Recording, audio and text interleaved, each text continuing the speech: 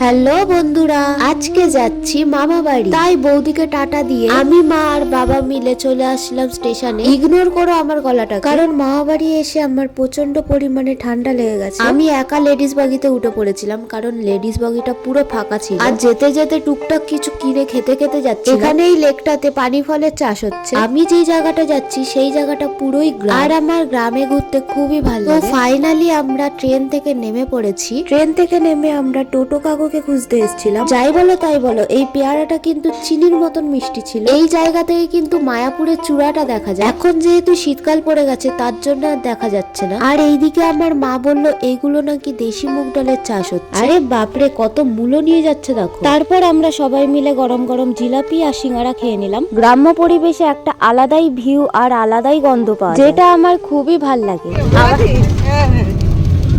হ্যাঁ হ্যাঁ করো না।